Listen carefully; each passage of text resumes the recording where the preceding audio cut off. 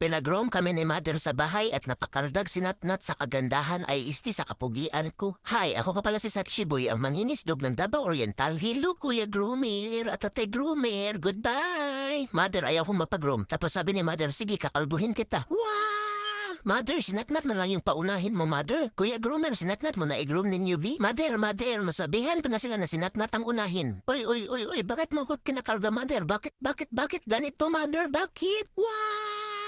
Sabi ko, bayahan na sinatnat mo na. Ikaw talaga dito dapat nat ba? Sige na lang, wala akong choice eh. Matindi kasi talaga yung mother ko dahil kahit hindi ko gusto ay ipinipilit niya talaga. Pakalmahin mo ako, Tatay Groomer, baka maagat pa yung mother ko. Matatatlong buwan na pala nung huli kaming pinagroom ni mother at ang bilis nga tumubo ng balahibo ko. Pamalawang bisis namin ngayon na magpagroom sa kanila. Medyo na-open lang ako nitong kay Kuya Groomer, baka sabi mang budya na tumaba daw ako. Yung pagtaba ko talaga ang napansin mo, Kuya Groomer, pero hindi mo talaga napansin yung pagiging bida-bida ni Natnat.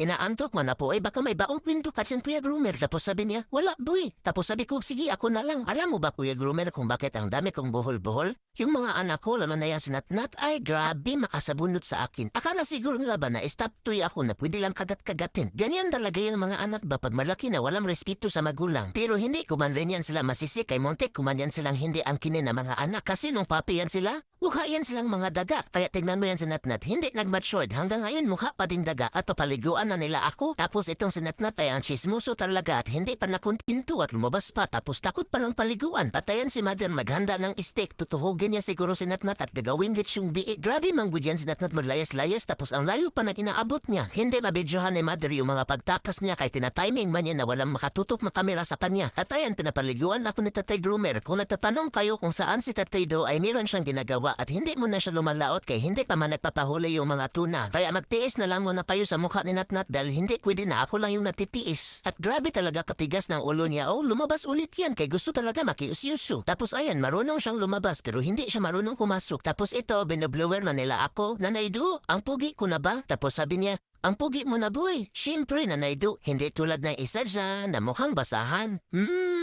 Ang threats ko talaga nito, mother ha. Pinasamerkat pala ako ni mother kay sobrang dikit na kasi ng buhol-buhol ko sa may puwit dahil palagi manggod akong nakaupo. Uy, Diyos ko, yung pututoy ko dyan ako baka mashib. Careful ka kuya ha, careful ka lang talaga kuya. Wala na baya akong bitlog, baka yung hotdog ko mawala din kaya careful talaga. Ay, Batman na ipa-blindfold kuya. Sige lang niya, tama yun. Matapagpahinga naman ako sa pagmumukha ni Natnat. At itong si mother gusto niya na may matira pambok sa may ulo ko para kahit na paano ay pogi pa rin ako. Gusto ko man na ginogrom ako pero yung ayaw ko lang talaga dito ay ang tagal manggod magtayo-tayo. Tapos alam yun naman na napapatayo lang ako pag may pagkain at pag sinasalubong ko si Tatay Do at sa wakas at tapos na ako. Hay, salamat at makapag-shake-shake na talaga ako dito. Nanay Do, tapos na akong i-grom. Ay batang makulit, bagay sa iyo magpakalbo. Huwag kang sumampa sa akin at hindi ako bas. Ano ba? Huwag umalis ka dyan. Umalis ka. Tulungan mo ako, batang makulit. Tulungan mo ako.